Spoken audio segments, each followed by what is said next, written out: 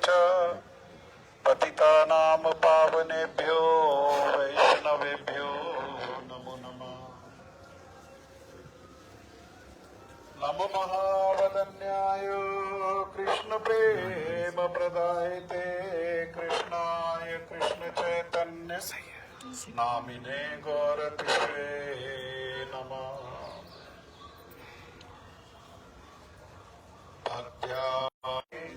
कोई फोन है उसको डिस्कनेक्ट कर देगा। ठीक।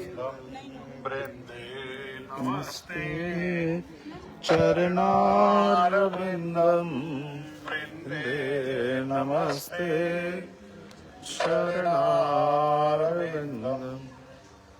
हरे कृष्ण चैतन्य प्रभु नित्यानंद श्री अद्वैत गदाधर श्रीवासादि गौर भक्तवृंद।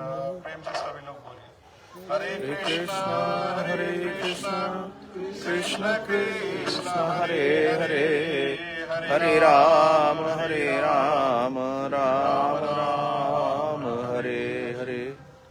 मैं सबसे पहले मेरे गुरुपाद पद्म नित्य लीला प्रविष्ट ओम विष्णुपाद परमहंस परिव्राजकाचार्य स्तोत्र शतयुगाचार्य श्री श्रीमद् भक्ति वेदांत शील नारायण गोस्वामी महाराज जी के अभय चरणारविंद में अनंत कोटि दंडवत प्रणाम करते हुए उनकी कृपा याचना करता हूँ। तदुपरांत नित्य लीला प्रविष्ट ओम विष्णुपाद स्तोत्र श्री श्रीमद् भक्ति वेदांत स्वामी महाराज शील प्रभुपाद जी के चरण सरोज में अनंत कोटि दंडवत प्रणाम। रूप अनुग गुरु परंपरा के चरणों में अनंत कोटि दंडवत प्रणाम। श्री ब्रजमंडल धाम ब्रजमंडल परिक्रमा श्री बरसाना धाम श्री वृषभानु कुंड कथा के श्रोतावृंद वैष्णव वैष्णवी माता भाई बहन प्रभु आप सभी को मेरा यथा योग्य प्रणाम। अच्छा, मेरी आपसे दो प्रार्थना तो ये है कि समय का ध्यान रखें। अभी हम सुबह लेट हो गई, ये समय हमारा यहाँ से निकल करके जाने का था इस समय जिस समय हम यहाँ आए। दूसरा मेरी प्रार्थना है कि जब के समय जब करेंगे और कथा सुनने के समय कथा सुनेंगे। एक समय में एक काम करेंगे, दोनों काम नहीं हो पाएंगे। ठीक है, जिस समय कथा सुने उस समय जब को रोक करके कथा को सुने, एक समय में एक सेवा करें। हम श्री हरि गुरु वैष्णव की कृपा से ये परिक्रमा को प्रारंभ करते हुए जिस स्थान पर आए हैं इस स्थान को कहते हैं श्री वृषभानु कुंड। एक समय भगवान जब द्वारका में थे तो श्री नारद जी वहां पर आए और नारद जी ने भगवान रहते कहाँ हैं? द्वारका में।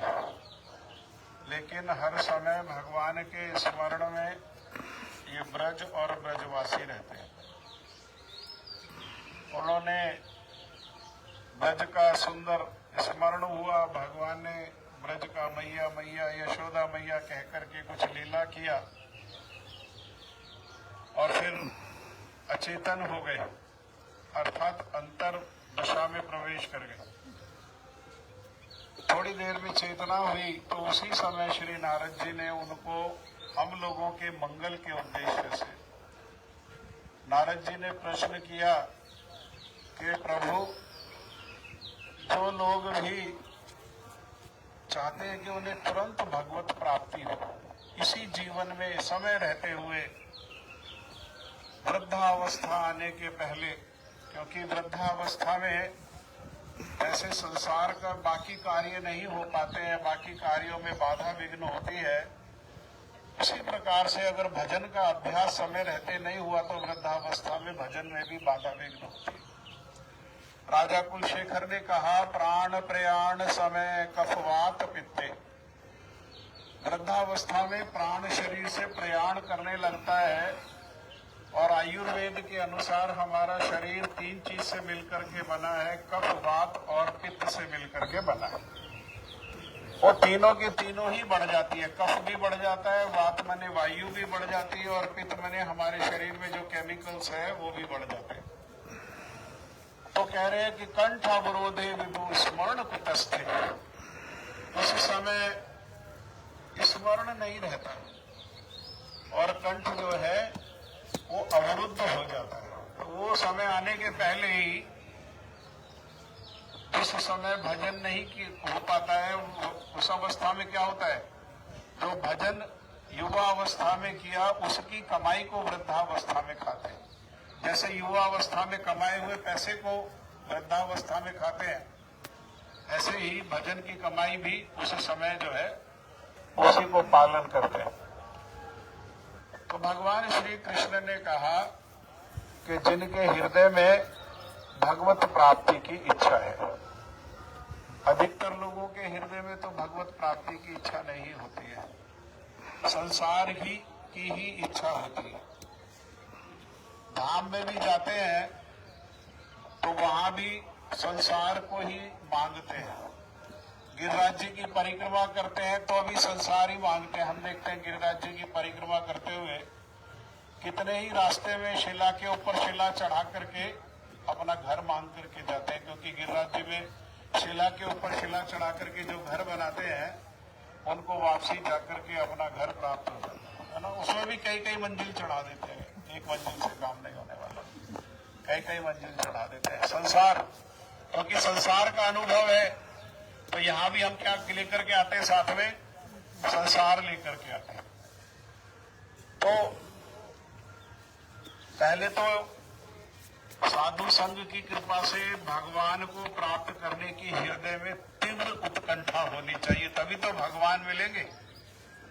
तो जिनके हृदय में तीव्र उत्कंठा है, समय रहते उनको भगवत प्राप्ति हो जाए, उनको क्या करना चाहिए, तो उनको ध्यान से सुने, साधु के अनुगत्य में स्वतंत्र नहीं, अनुगत्य को पालन करते हुए, है ना।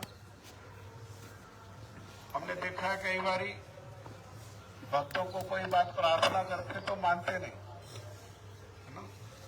नहीं नहीं, अरे ये क्या जानते हैं, हमने तुमसे ऐसा सुना है, हमने तुमसे ऐसा, हमारे यहाँ तो ऐसा होता है, हमारे वहां तो ऐसा होता है।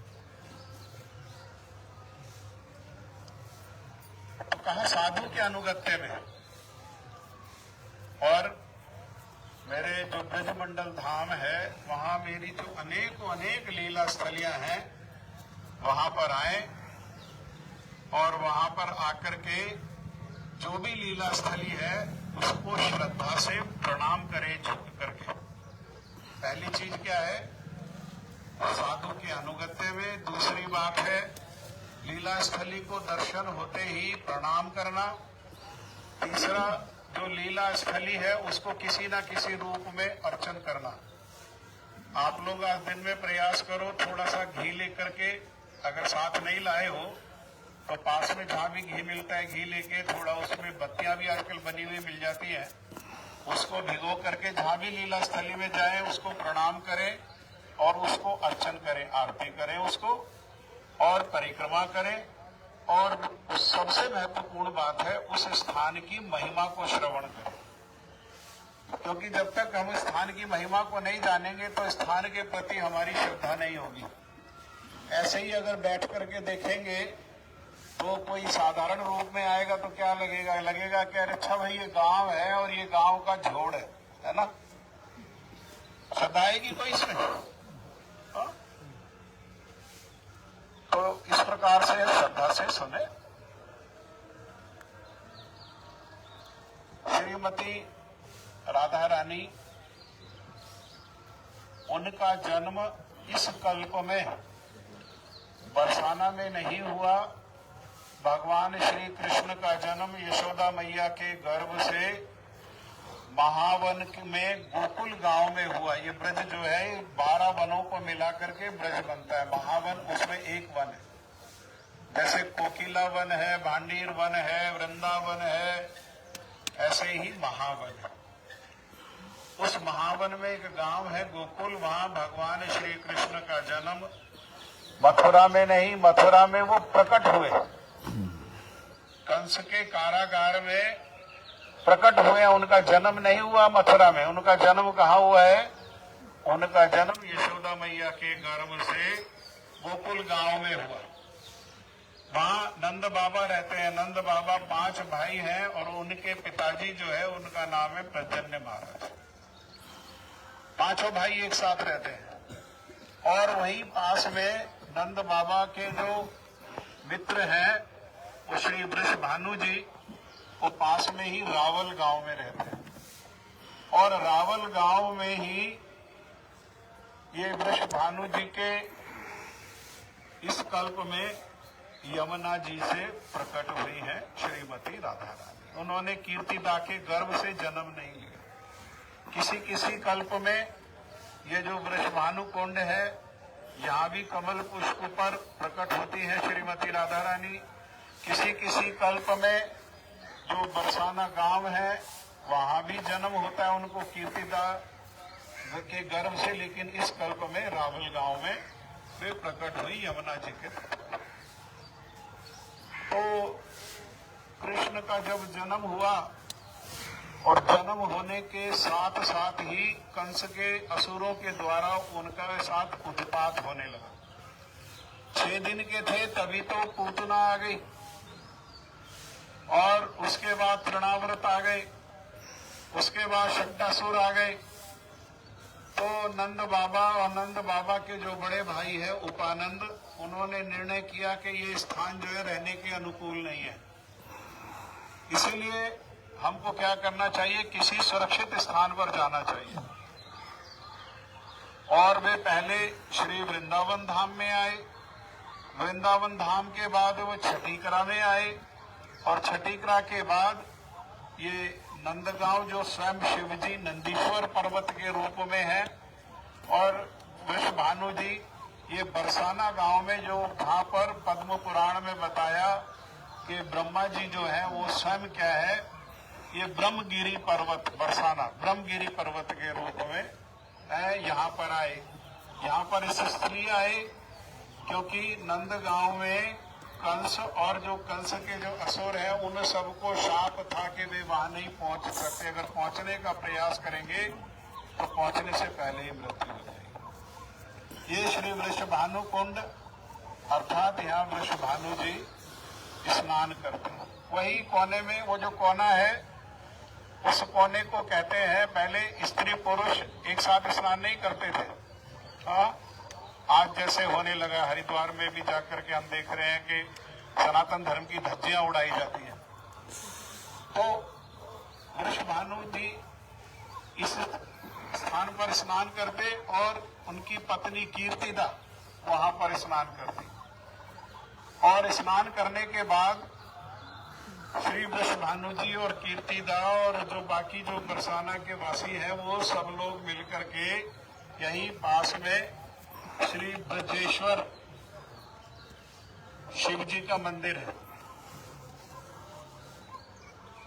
तो वहां मंदिर में जाते और वहां मंदिर में जाकर के उपासना करते। और ऐसे ही एक कल्प में श्री वृषभानु जी सुबह ही सुबह स्नान करने के लिए आए और अनेकों सहस्त्र दल वाला पत्तों वाला जो कमल पुष्प था उसके ऊपर यहाँ पर किसी और कल्प श्रीमती राधा रानी जो है उनको प्राप्त हुई। ये बहुत गुह्य स्थान है। थोड़ा सा हम ये जो ब्रजमंडल और ब्रजमंडल में भी जो ये श्री बरसाना धाम है, इसकी जो गुह्यता है उसको आगे सांकरी खोर में आप लोगों को बताएंगे। ये बहुत गुह्य स्थान है, इसीलिए इसी गुह्य स्थान में हम सांकरी खोर चिकसोली के आगे जब जाएंगे तो गहवर वन पड़ेगा। गहवर वन का अर्थ है गहरा वन। गहरा वन का मतलब है गंभीर, अर्थात ये कोई हंसी ठिठोल मजाक या साधारण बातों के लिए साधारण बातें आपस में करना उसके लिए स्थान नहीं, ये गंभीर स्थान है। क्यों गंभीर स्थान है? क्योंकि यहाँ श्री राधा कृष्ण युगल की गंभीर लीला हुई, इसीलिए ये गंभीर स्थान है। तो हम लोग गंभीरता से ये सारे बातों को सुनेंगे। कई बातें हो सकती हैं क्योंकि हम लोगों को आदत है कि हम भगवान को भी अपने जैसा ही समझते हैं। इस संसार में जो हम नहीं कर सकते और कहें कि भगवान ने किया, तो ऐसा कहते हैं कि झूठ बोल रहे है ना। जैसे कुएं का मेंढक होता है ना, तो एक मेंढक कुएं में रहता था और एक दिन उसी कुएं में एक समुद्र का मेंढक आ गया। हाँ, तो कुएं के मेंढक ने उसका स्वागत किया जैसे हम अपने घर में स्वागत करते हैं, और जैसे फिर हम अपना घर दिखाते हैं, कुएं के मेंढक ने भी अपना घर दिखाया, हमारा ड्राइंग रूम देखो, हमारा बेडरूम देखो, है ना, हमने ये वहां से मंगाया है, ये यहाँ से मंगाया है। ऐसे ही वो भी इंप्रेस करने के थे। तो समुद्र के मेंढक ने देखा तो बहुत ज्यादा वो इंप्रेस नहीं हुआ। तो कुएं के मेंढक को लगा कि क्या बात है, अच्छा भाई तुम कहाँ रहते हो? मैं तो समुद्र में रहता हूं। तो कह रहे तुम्हारा घर कितना मेरे कुएं से आधा तो होगा ना? नहीं, तुम्हारे कुएं से बड़ा है। अब उसके अहंकार को छोड़ दिया। तो उन्होंने कहा कितना बड़ा? इस कुएं से दुगना? नहीं, उससे भी बड़ा। उसका 4 गुना? उससे भी बड़ा। 10 गुना, 100 गुना, 1000 गुना, 1 लाख गुना, उससे भी बड़ा। कुएं के मेंढक ने कहा, क्योंकि कुएं के मेंढक ने तो कुआं ही देखा है, तो कुएं की सीमा में रहा, समुद्र तो देखा ही नहीं उसने, समुद्र की क्या विशालता है, तो समुद्र से परिचय नहीं उसका। इसलिए क्या कह दिया, जब उसने मैक्सिमम कितना कह सकता था, अरे 1 लाख गुना कह दिया, इससे बड़ा और क्या कहे। हाँ, कुएं में उसका सारा परिवार रहता, सारा समाज रहता है, और 1 लाख गुना कहने पर भी ये कह रहा बड़ा है। तो उसने कहा अरे तुम तो झूठ, क्या समुद्र का मेंढक झूठ बोल रहा था क्या? दोष किसमें है? दोष है कुएं के मेंढक का, कि उसका दृष्टिकोण कैसा है, सीमित है, कुएं के जितना है, समुद्र के जैसा विशाल उसका दृष्टिकोण नहीं है। ऐसे ही हमारा दृष्टिकोण सीमित होने के कारण हम भगवान की जो लीलाएं हैं, जो दिव्य लीलाएं हैं, या दिव्य गुण है, दिव्य रूप है, दिव्य धाम है, उसकी महिमा को सुनते हैं तो कह देते हैं अरे झूठ। किसी को कहो कि भगवान श्री कृष्ण की 9 लाख गैया थी, अब वो अपने से विचार करने लगते हैं, अरे कहाँ बांधते होंगे भाई, चराने कैसे ले जाते होंगे 9 लाख गाय को, यहाँ तो 2 में ही परेशानी हो जाती है, और कई लोगों ने तो गाय देखी नहीं ठीक से, है ना। हाँ, तो ठेका लेने लगता है, दूध कौन निकालता होगा, और 9 लाख गाय का दूध रखते कहाँ होंगे, कि झूठ है ना।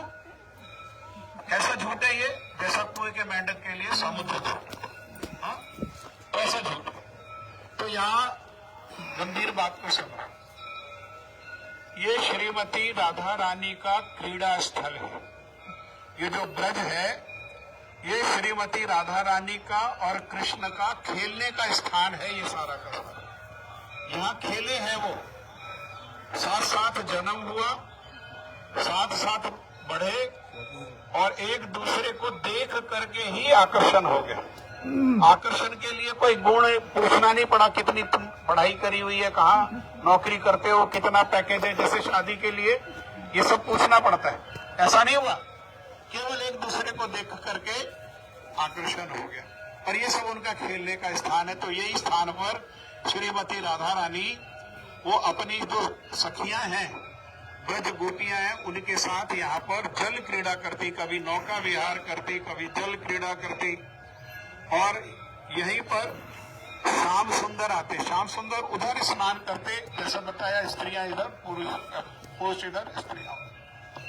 तो वो जल में गहराई में गोता लगा करके और वो ब्रज गोपियों के पास आ जाते, और इस स्थान पर ही ये इतना महत्वपूर्ण स्थान है कि कृष्ण ब्रज गोपियों के चरणों को स्पर्श करके और फिर वापस लौटे। ऐसी महिमा है इस स्थान। तो इस स्थान को अभी हमें आगे चलना है, आपको सब जगह छोटा छोटा करके टाइम को कंपलसेट करना पड़ेगा। तो इस स्थान को आप लोग श्रद्धा से प्रणाम करो, इसके जल को आचमन करो। जल में गंदगी नहीं देखना, गंदगी हमारी आंखों में होती है, जल में गंदगी नहीं होती। हाँ, गंदगी कहाँ होती है? हमारी आंखों में होती है। लाल रंग का चश्मा पहनने पर बाहर धूप सफेद है, कैसी दिखाई देती है? तो सफेद दिखाई देती है। और हरा पहन ले तो बाहर धूप कैसी है? सफेद है ना? तो दोष कहाँ है? चश्मा का।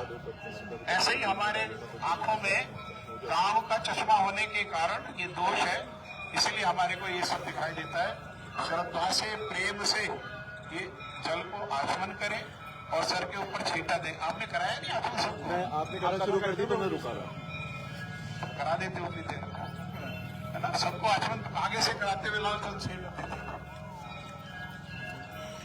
हाँ, प्रेम से आप लोग बोलते जाओ। आप लोगों को कहा कि मच्छर की व्यवस्था करके आना, आपने किसी ने नहीं करी, है ना? ये ब्रजवासी है, ये भी मच्छर में थोड़ा थोड़ा टैक्स ले रहे हैं, कर ले रहे हैं। हम लोग आए हैं ना, परिचय दे रहे हैं अपना, और ये टैक्स ले रहे हैं। हरे कृष्ण कृष्ण कृष्ण हरे हरे, हरे राम राम राम हरे हरे। बोलो हरे कृष्ण कृष्ण कृष्ण हरे हरे, हरे राम राम राम।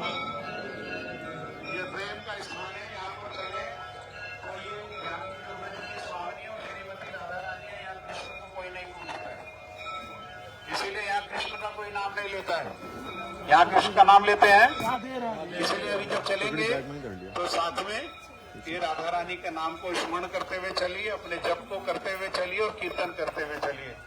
आओ तो राधे राधे, जाओ तो राधे राधे, गाओ तो राधे राधे, खाओ तो राधे राधे। राधे का नाम अनमोल बोलो। बोलने के लिए कहाँ से आएंगे लोग? बोलने के लिए कहाँ से आएंगे? आप ही लोगों को बोलना। राधे का नाम अनमोल बोलो,